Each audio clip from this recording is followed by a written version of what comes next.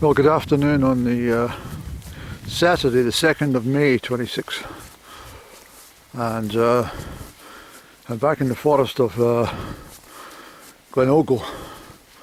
I think it's actually called Acharn Forest, I don't know why, but Acharn's some distance from here. But I've come up to finish off the section. You may remember when I'd done that male bood. I don't know the pronunciation yet, but there's one behind it. I done Eldreich, but I didn't go up to that other one, so I'm going up there today, and that takes off that section. The conditions have changed dramatically. As I said, they might from a previous upload for the full moon would change the weather again. That's what's happening. I talked about shocking conditions with snow in the mountains and stuff coming. Perhaps when I read the surface pressure charts perhaps a week ago, every indication was some major change on the east coast, but it drifted further east, and I'm not sure if you've checked, but the whole section of Eastern Europe, well, all the way from Finland right down through Russia and Ukraine and most of the Slovak countries into Turkey and Iraq, have experienced some terrible conditions. Blizzards, ferocious snowstorms in Russia and Finland and the likes, Ukraine, the upper regions of Romania and Bulgaria, and wet conditions in Turkey and the Adriatic, all the way down to North Africa, and Iraq has also experienced unseasonable cold and wet conditions for this time of year. We've had a pleasant spell. It's unusual. Sorry, it's not unusual, it's surprising. Wait, what are you thinking about? I've lost my train of thought. No, I'm thinking, as I was coming up there, how quickly the last 2 weeks have just disappeared since the new moon on the 19th of April. Tomorrow's the 3rd. That's 2 weeks gone. And as I like to mention in a pessimistic tone, we only have about 6 or 7 weeks left of extending daylight before we reach the longest day, and then the light starts to change again in the evening, and we're heading back to the autumn equinox. It's not a long time. So even the conditions today have been showery. Humidity is quite high, but the temperature dropped a wee bit from that blazing sunshine. But all that said, I thought I'll just push on. My legs were tired. In fact, I switched the alarm clock off this morning at 7:20. Give myself an extra half hour, end up with an extra hour and a half. That always happens. It's fatal to turn off your alarm clock if you use one. It really is. You will definitely lose a big section of your day if you do that, but my body was so tired it said, no, you're not getting up, Andy. But once I was up and I thought about things, I thought, no, let's just go and do something, because it's Saturday afternoon. You know how much I hate Saturday afternoons, and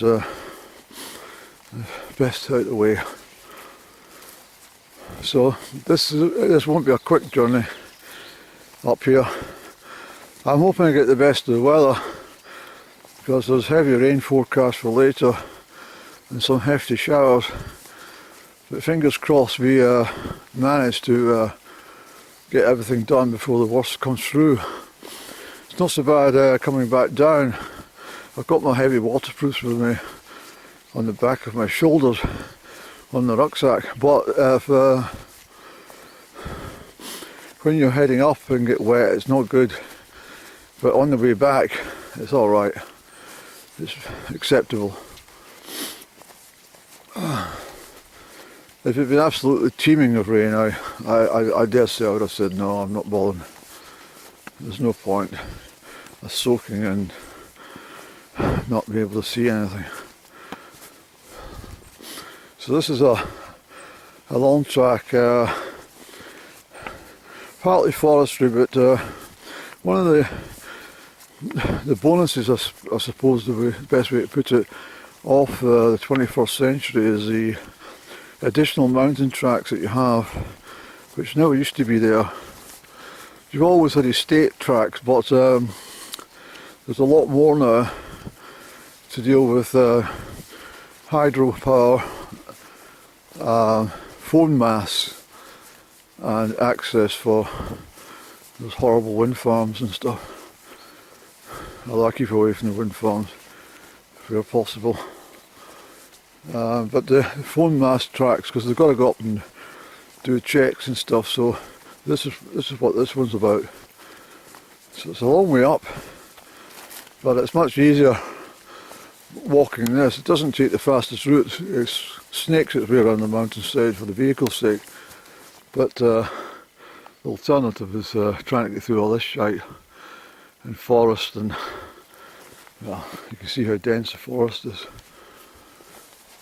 So already I can feel splodges of rain on my forehead, so we'll see what we're like when we get up to the phone mast. Well, if we get up to the phone mast dry, good, because we don't have that far to go, but it's a couple of hours of walking, so it'll be 3 o'clock before I get that summit bagged.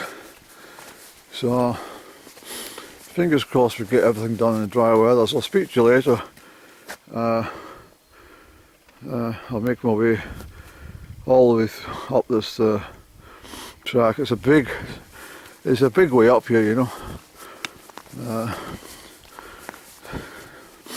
I mean, Glen Ogle rises very swiftly from Loch Earn Head, and then we've got these additional mountains at the top. It's pretty dramatic when you cross down to Glen Ogle. It really is.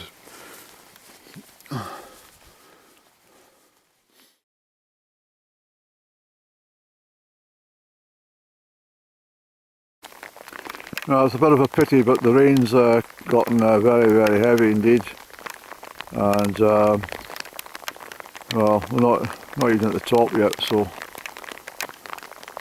well, we'll see what happens. And there's no wind, there's no breeze at all, so these showers are going to be very slow moving, and they'll probably be in the mountains here. They'll linger for hours. Yeah, it's a shame, Andy, but oh well. I'm going to have to abandon it, Andy.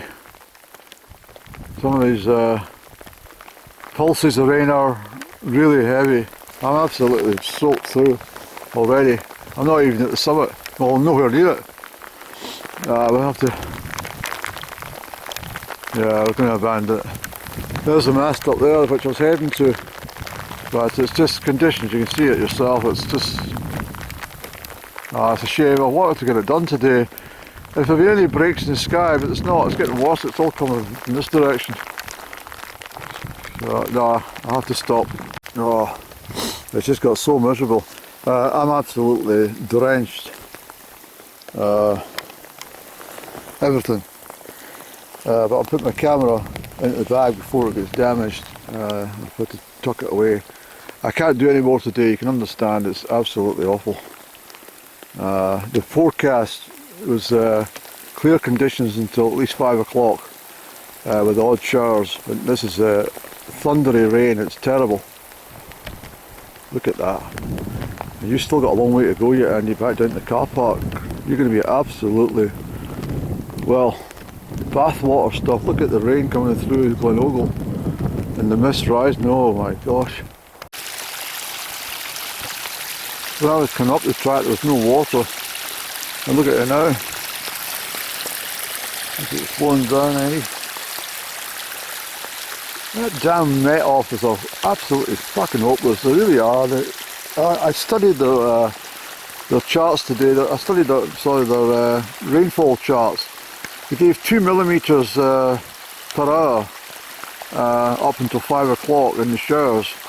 Well, that's about 2 inches of rain that's fallen in that short period that I was up there. I've still got a mile bit down to the motor, or last 3/4 of a mile. But this is, well, I have to go home and build a big fire in my sitting room and get a hot bath and, what do you call it, all my clothes will have to be, not just dried, they'll have to be put through the washing. Well, my jumper's okay and my waterproof jacket, of course, they'll get dried off, but it'll take bloody ages. Even the rucksack is absolutely, it's wringing wet, it's soaking. I'm not complaining, it's quite exhilarating, but I'd rather be dry and I'd rather be on the summit. I didn't even put my waterproofs on because I didn't think it was going to be that bad, otherwise I would have had everything on. Well, I carry on, eh? So there's a bit of brightness coming into the sky, which is pretty damn typical when you come off the mountain. But look what I've been through. This is the result of what the rain I've just endured up the top. All coming off the mountain now. Yeah, it really was. It was a bloody. I can't go on about how wet I am. This is, I mean, it does the job, this stuff. This is the best of material you can get. And as a result, I'm dry below my jumper and stuff. But because I don't have any waterproof trousers now, I'm sodden waist down, basically. Yeah, we're not far to go now, Andy. It's been a bit of a wasted time, this one, because not only have you incurred fuel charges coming up this distance, you've got to go all the way back, so it's it's about, what, 20, it's nearly 50 miles, isn't it?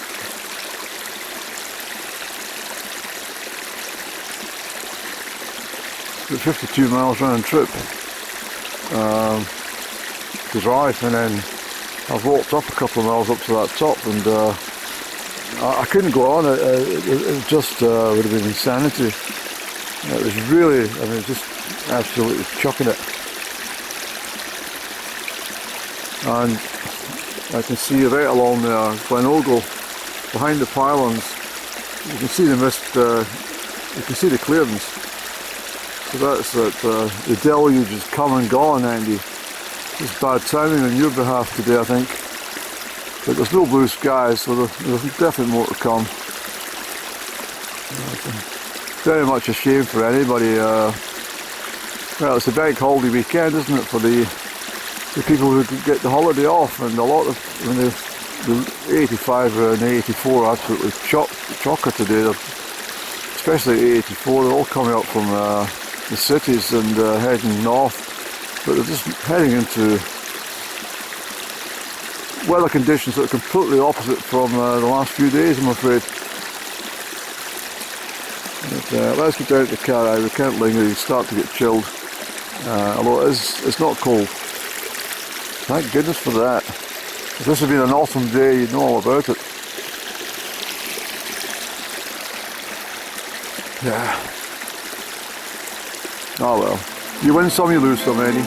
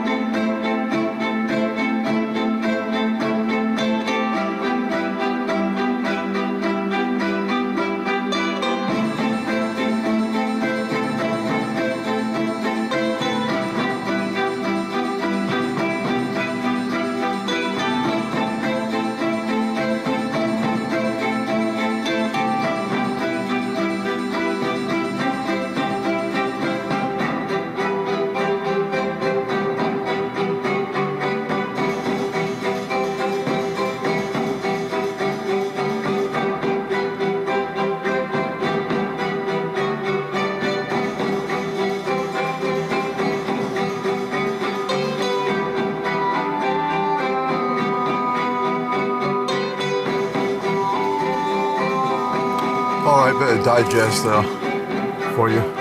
I've driven down from the Glen Ogle Head car park, which was obviously pretty sodden. I met a delightful girl. She was walking from Glen to Loch Earn Head. She was absolutely soaked as well. I said to have been up top, and it was dreadful conditions.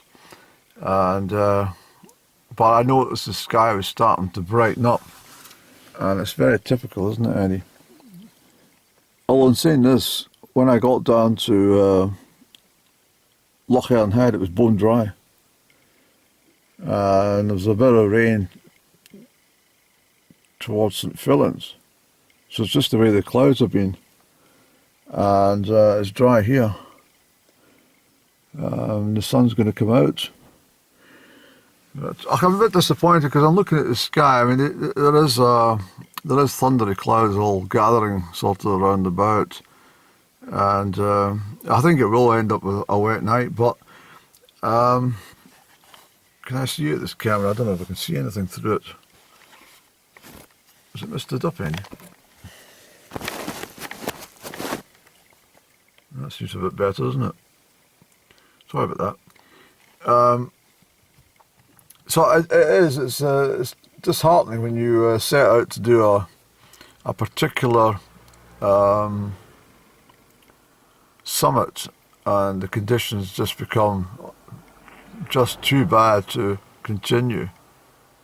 There's no enjoyment when you're absolutely sodden. As I said before, many times, even in this vlog, I think, you don't mind on the return leg if the heavens open and you get soaked, because you've done what you wanted to do. But if you're not even a quarter of the way there, and it was just absolutely dismal. I'm afraid that the camera lens is going to be constantly steaming up because of the dampness coming off of me, actually. But so I didn't offer the girl a lift. She was going to a birthday party, but she wasn't just in casual clothes. She was hiking, and it's nice when you meet fellow walkers out and about, and it's not. I always chat to them, unless of course they're low vibrational, because you do get low vibrational hill walkers as well. Some of them can be quite rude.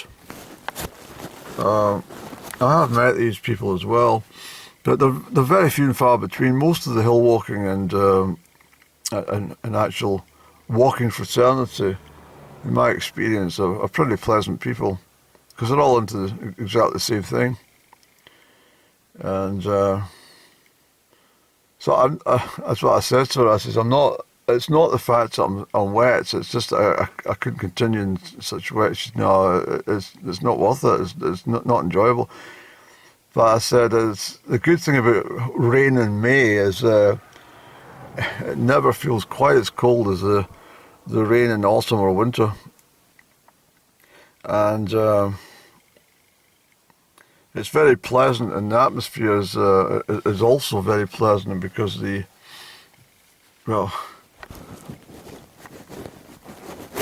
noise, the ambience, not noise, the ambience from the trickling burns and water and everything is so much more magnified in the heavy rain. It's a beautiful experience.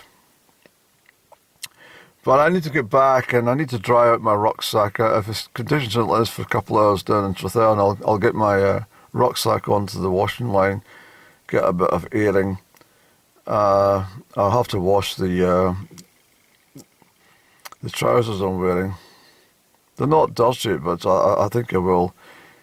And do a complete change, and then I'll put the fire on and get some toasty hot water, and I might have a bath, or at least a shower to heat up, get my meal prepared for later. So the day will skip in now. It's 3 o'clock anyway, and plenty to do. Sorry about this steamy camera.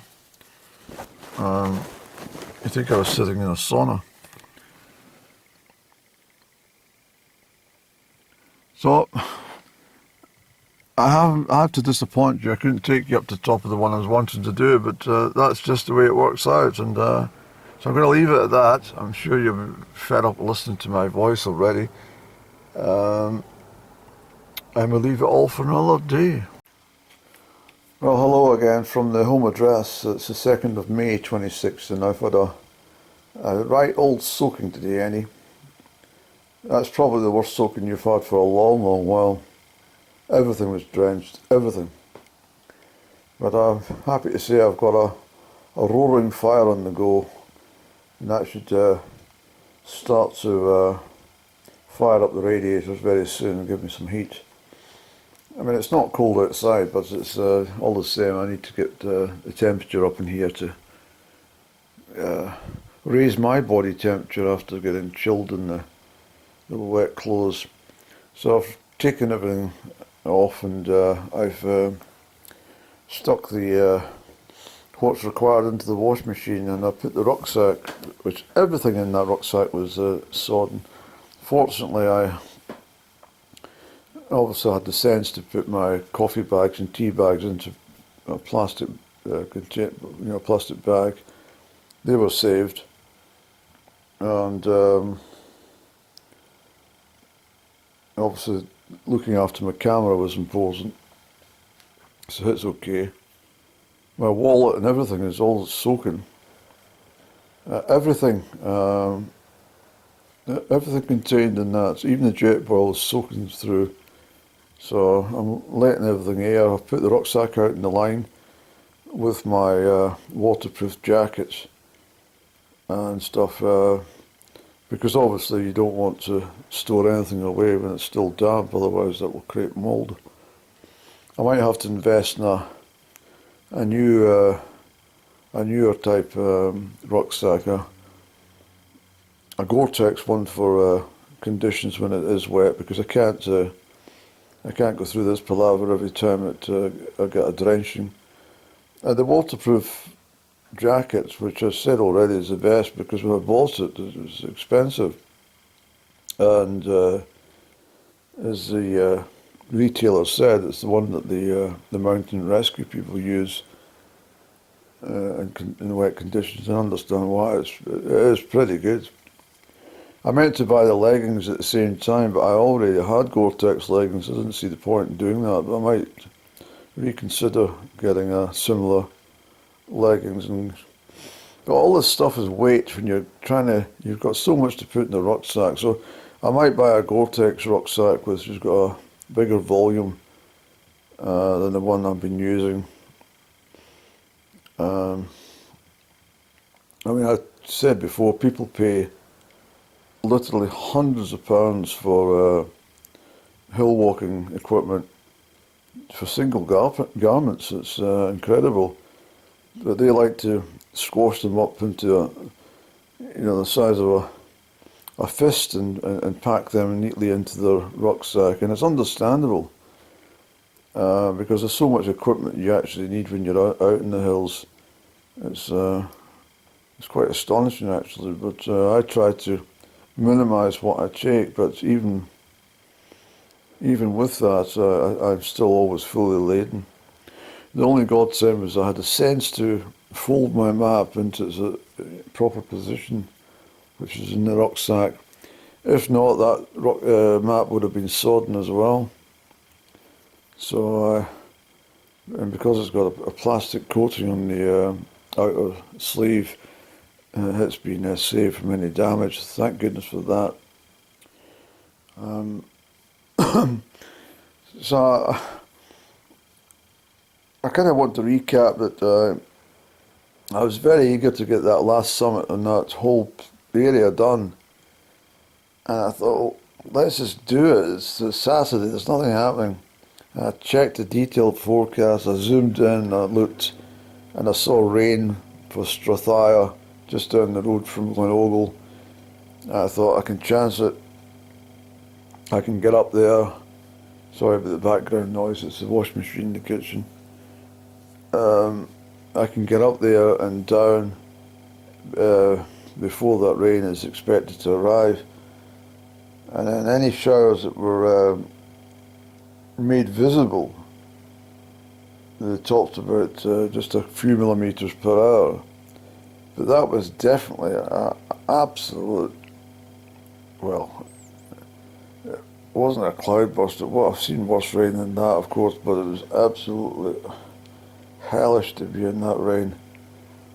Every drop was, well, you don't need me to describe what it's like to be in heavy rain. It just got worse, and I tried to soldier on as far as I could, and I turned that final corner as I was heading up towards the mobile phone mast, and it was just wicked, and I thought, no, come on, Andrew, this is just stupid. You're sodden. If you try and tackle it into the, because I didn't know how long it's going to last. You never know if it's 20 minutes or 20 hours. So it was disappointing to get back down to Loch Ernonside and find that the streets of Loch Ernhead were bone dry. It really was. But I say often that you can be driving from Southern and you can get to the top of Glen Ogle and the weather changes completely when you get into Glendalough or heading for Cullinan, and that's exactly what happened today. It was definitely a tale of two divides, and I was caught right at the edge of that rainstorm for the whole duration of my hike. It was unbelievable. I got back to the car and I just took my waterproof and stuff off, and the rain stopped. Even my hands were sodden, and I had to use my handkerchief and something to dry off my hands so that I could get a cigarette. And but I had eaten a roll and had a cup of tea and that before I set off, so I wasn't that fussed. But it just means it's got to have to wait for another day, and there's always that anxious feeling about when's the weather going to break again so that I can get it done. If I'd set off, if I hadn't turned that alarm clock off this morning, I'd made a decision that I could have been away from here from 8 or 9 o'clock in the morning, and I might have got it done, but I'm quite sure I would have got a soaking on the return to the car park. I don't know. But I also thought that it was that type of rain that, and the cloud conditions where it was not that magical showery conditions where you get rainbows appearing right across the whole landscape. There wasn't enough sunshine, you see. So I just wanted to give a bit of digest. Still a bit misty, this camera, isn't it, Andy? Is it the lens, or is it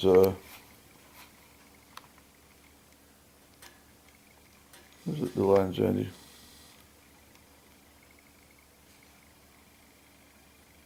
Let's just check that.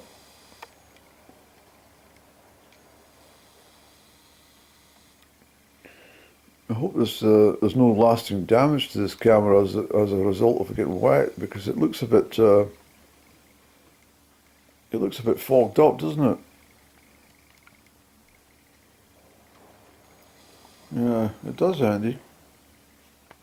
I don't think that's the lens that's condensation as I thought earlier. There's something. Oh, drats. Well, let's hope this camera dries out. Otherwise, that's a problem, Andy. That's definitely showing mistiness across the whole thing. It is, definitely, isn't it? Yes, it is. It's not focusing right. Well, let's hope that sorts itself out. Gosh almighty, that could be a problem, Andy. Oh dear.